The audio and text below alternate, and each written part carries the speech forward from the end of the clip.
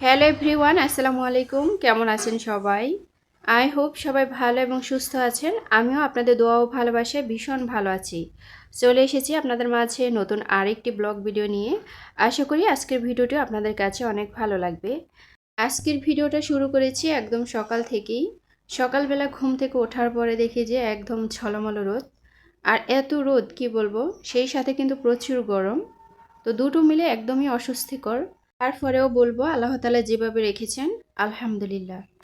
দেখতেই পাচ্ছেন এটা হচ্ছে বেল গাছ। বেল গাছে কিন্তু কাঁটা থাকে। নতুন কুশি হওয়াতে দেখতে কিন্তু ভীষণ সুন্দর লাগছে। আসলে পুরনো পাতাগুলো যখন ঝরে যায়, নতুন পাতা যখন, তখন কিন্তু গাছগুলা দেখতে ভীষণ সুন্দর লাগে। তো যাই হোক, দেখতেই পাচ্ছেন গাছটা দেখতে কিন্তু ভীষণ সুন্দর। আর এই গাছে কিন্তু এখনও ফল আসেনি, জানি না কখন রিজিকে থাকবে। গাছটা কিন্তু অনেক শখ করেই বাড়িতে লাগিয়েছিলাম। আমাদের বাড়িতে মাশাআল্লাহ অনেক ধরনেরই ফল গাছ আছে, যেটা কিন্তু আমি শখের বশেই লাগানো। সবুজ প্রকৃতি বা গাছগাছালি রোপণ করা এটা কিন্তু আমার ভীষণ পছন্দের। তো সব সময় চেষ্টা করি বাড়িতে গাছগাছালি রোপণ করে সবুজ প্রকৃতিতে বাড়িটা ঘিরে রাখা। দেখতেই পাচ্ছেন এটা হচ্ছে পেঁপে গাছ। পেঁপে গাছে মাশাআল্লাহ অনেক ফুল এসেছে, আস্তে আস্তে পেঁপে ধরা শুরু হয়েছে। পেঁপে কিন্তু আমাদের স্বাস্থ্যের জন্য খুবই উপকারী একটা সবজি বলতে পারেন, ফল বলতে পারেন। কারণ পেঁপে যেহেতু সবজি হিসেবে খাওয়া যায়, যখন আবার পেঁপে পাকা শুরু হয় তখন কিন্তু ফল হিসেবে খায়। তো পেঁপের সত্যি অনেক উপকার। অনেকে আমাকে বলেন যে আপু তোমার বাড়িটা একটু ঘুরে দেখাও। তা আমি একটু একটু করে আপনাদের মাঝে শেয়ার করার চেষ্টা করছি। দেখতেই পাচ্ছেন এখানে আনার গাছ লাগিয়েছি মাশাআল্লাহ। নিজের হাতে গাছ থেকে ফল পেড়ে খাওয়ার অনুভূতি কিন্তু অনেক। আনার গাছে কিন্তু খুব তাড়াতাড়ি আনার দেওয়া শুরু করে, তত বেশি সময় নেয় না। যখন গাছ রোপণ করেছি তার 3 থেকে 4 বছর পর থেকেই কিন্তু ফল দেওয়া শুরু হয়েছে আলহামদুলিল্লাহ। এখন পর্যন্ত আছে। এর পাশাপাশি কিন্তু মালটা গাছ রোপণ করেছি, কমলা গাছ রোপণ করেছি। তো কমলাগুলো কিন্তু খুবই ছোট ছোট। আর এই গাছটা হচ্ছে মিনি কমলা, যেটা আমরা বাজারে প্যাকেট হিসেবে পাই। তো দেখতেই পাচ্ছেন কমলাগুলো কিন্তু খুবই সুন্দর লাগছে। আর খেতে কিন্তু প্রচুর টক, সাথে কিন্তু হালকা মিষ্টি রয়েছে। তবে বাজার থেকে যেটা আমরা কিনে খাই সেটা কিন্তু প্রচুর মিষ্টি। বাজারের ফলগুলোতে যে কালারটা আসে কমলা কালার, সে কালারটা কিন্তু কখনই আসে না। তো যাই হোক, দেখতেই পাচ্ছেন কত সুন্দর লাগছে। আমি যখনই গাছের নিচে আসি তখন কিন্তু ঘ্রাণ নেওয়ার চেষ্টা করি। আর সুন্দর একটা স্মেল বের হয় এই ফল থেকে। এর পাশাপাশি লাগিয়েছিলাম ছবেদা। তো মাশাআল্লাহ ছবেদা গাছেও কিন্তু ছবেদা আছে। তবে ছবেদা কিন্তু অনেক মিষ্টি। আর গাছ পাকা ফল খেতে সত্যি অনেক মজার হয়। যদিও মিষ্টি, আমার ভীষণ পছন্দের একটা ফল বলতে পারেন। আসলে ফল তো সবাই পছন্দ করে, তবে এর ভিতরে কিন্তু কিছু কিছু ফল আছে যেটা একদম বেশি প্রিয়, তেমনটাই বলতে পারেন। তো দেখতেই পাচ্ছেন এই ফলটা কিন্তু ঘরে রেখে দিলে 2-1 দিন সময় নেবে, 2-1 দিন পরেই কিন্তু ফলটা পেকে যাবে। তো এখন এটা নিয়ে ঘরে রেখে দিব। এবার চলে এসেছি রাতের বেলা যে বাজার করে আনা হয়েছে সে বাজারগুলো একটু গুছিয়ে নেওয়ার জন্য। আমি যেহেতু সবসময় বাড়ি থেকেই ডিম সংগ্রহ করি, কারণ আমি হাঁস মুরগি পালন করি। এর পাশাপাশিও কিন্তু আমার বাজার থেকে ডিম কিনতে হয়। তো সব সময় যে কিনতে হয় এমনটা কিন্তু না, মাঝে মাঝে কিনতে হয়। যেহেতু ডিমটা খাওয়া হয় সবচেয়ে বেশি, তো সব সময় কিন্তু বাচ্চাদের জন্য ঘরে ডিম রাখতে হয়। বাচ্চারাও কিন্তু বেশ পছন্দ করে, ওই হিসেবে কিন্তু ঘরে রাখা। সব জায়গায় দেখবেন যে ডিমের চাহিদাটা একটু বেশিই থাকে। আর বর্তমান বাজারে কি বলবো, সব কিছুর দাম কিন্তু এত বেশি, বলার মতো না। আস্তে আস্তে কিন্তু বেড়েই যাচ্ছে, কোনো কমতির দিকে নাই। সবসময় চেষ্টা করি হোলসেলের দোকান থেকে কিনতে। হোলসেলের দোকান থেকে কিনতে গেলে কিন্তু অনেকটাই সস্তা পাওয়া যায়। আমরা যেহেতু মধ্যবিত্ত, সবসময় কিন্তু আমাদের একটু হিসেব করে চলতে হয়। দেখবেন মধ্যবিত্তদের যে মাসিক ইনকাম থাকে সেই ইনকাম থেকেই কিন্তু সাংসারিক খরচ, বাচ্চাদের খরচ, স্কুল ফি, কারেন্ট বিল, গ্যাস বিল, বাচ্চাদের প্রাইভেট খরচ, সেই সাথে কিন্তু বয়স্কদের ঔষধ, সেই সাথে কিন্তু মাঝে মাঝে যখন আমরাও অসুস্থ হয়ে পড়ি, এই টাকার ভিতরেই কিন্তু সব কিছু ম্যানেজ করতে হয়।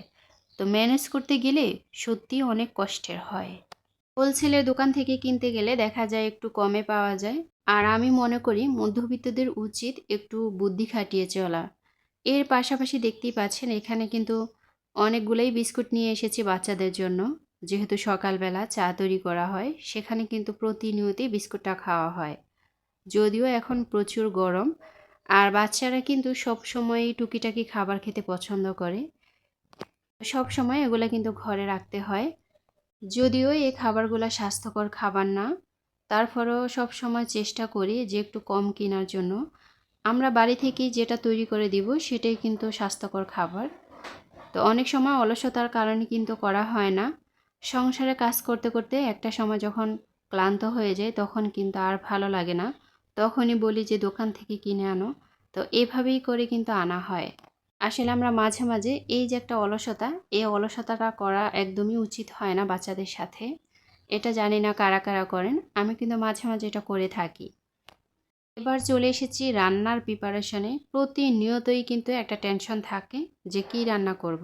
আর বাচ্চারা কোনটা খাবে, কোনটা খাবে না। এই যে একটা টেনশন, অনেক সময় দেখা যায় আমরা যেহেতু একটু বয়স্ক, আমরা যেটাই দেয় না কেন সেটা কিন্তু মানিয়ে চলতে পারি। কিন্তু বাচ্চারা কিন্তু সেটা খেতে চায় না। তো এই ঝামেলাটা কিন্তু আমার পোহাতে হয়। অনেক ফ্যামিলি আছে তারা কিন্তু মাসিক বাজারটা করে থাকে। আবার অনেকে দেখা যায় মাসের ভিতরে ২ দিন বাজার করে থাকে। আবার অনেকে দেখা যায় প্রতি সপ্তাহে বাজার করে থাকে। তো আমি সবসময় চেষ্টা করি প্রতি সপ্তাহে বাজার করার। তবে সকল বাজার যে আমি প্রতি সপ্তাহে করি তা কিন্তু না। বিশেষ করে শুকনো যে বাজার, গ্রোসারি, এই বাজারগুলো কিন্তু আমি মাসে ১ বার বা ২ বার করে নেই। আর সবজি বাজারটা কি বলবো, আমি যে বাড়ি থেকে অনেক গাছ রোপণ করি সেখান থেকেই চাহিদাটা পূরণ করার ট্রাই করি। আমরা যারা মধ্যবিত্ত, আমরা যদি একটু বুঝে শুনে না চলি, হিসেব না করি তাহলে কি হয় বলেন? আমি আমার নিজের কথাই বলি। প্রতি সপ্তাহে আমি যে বাজারটা করি, আমি সবসময় চেষ্টা করি খরচাবিহীন একটা দিন রাখতে। এই যে খরচাবিহীন একটা দিন, সেই দিনটা কিন্তু আমি প্রতিদিনই সবজি থেকে একটু একটু করে রেখে দেই। তো ওই দিনটা কিন্তু আমি ওইভাবেই চালিয়ে দেই। আবার অন্যান্য সময় দেখা যায় আমি বাড়ি থেকেই সংগ্রহ করার চেষ্টা করি। যেহেতু আমার কিনতে না হয়। কারণ একটু হিসেব করে তো চলতে হয়। ওই হিসেবে চেষ্টাটাই চালিয়ে যাই। যদি প্রত্যেক সপ্তাহে আমি একদিন এভাবে খরচাবিহীন রাখি, তাহলে মাসে কিন্তু ৪টা সপ্তাহ পড়ে। তো ৪টা সপ্তাহে কিন্তু ৪টা দিন পড়ে এভাবে করলে। তো যদি আমার ১০০ টাকা করে খরচ হতো, তাহলে ৪টা সপ্তাহে আমার ৪০০ টাকা কিন্তু বেঁচে গেল। ৪০০ টাকা হয়তো অনেকের কাছে খুবই অল্প, কিন্তু আমার কাছে অনেক বেশি। এই যে ৪০০ টাকা, এই ৪০০ টাকা দিয়ে চাইলে কিন্তু আমি ২টা সাবান কিনতে পারি। চাইলেই কিন্তু আমি একটা সোনু কিনতে পারি। চাইলেই কিন্তু আমি টুকিটাকি যে নানান খরচ থাকে, অথবা সংসারে দেখা যায় অনেক সময় অনেক কিছুই কেনা লাগে, সেগুলো কিন্তু পূরণ করতে পারি। আমরা যখন কোথাও বের হই অথবা রাস্তা দিয়ে হেঁটে গেলে ২০ টাকা ৩০ টাকা দামের অনেক কিছুই কিন্তু চোখের সামনে পড়ে। অনেক সময় টাকার কারণে কিন্তু সেটা কিনতে পারি না। তো এই চাহিদাগুলো কিন্তু খুবই সহজভাবে পূরণ করা যায়। স্বামীর কাছে কিন্তু তখন আর চাওয়া লাগে না।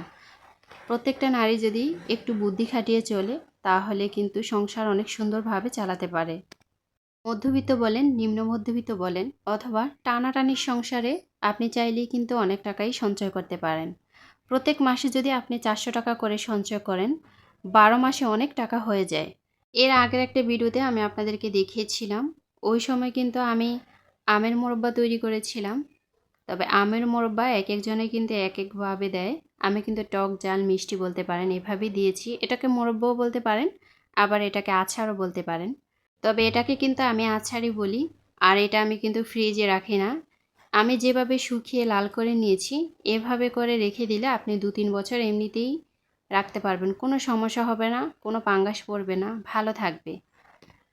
অনেককেই দেখেছি আচার তৈরি করে সেটা আবার নরমাল ফ্রিজে রেখে দেয়, না হয় কিন্তু পাঙ্গাস পড়ে যায়। তা আমি যেভাবে আচার তৈরি করি, কখনই কিন্তু আমি ফ্রিজে রাখি না। অনেকে বলে গ্রামের মানুষগুলা সবসময় পিওর খাবার খেতে পারে। এই কথাটা কিন্তু অনেকটাই সত্য।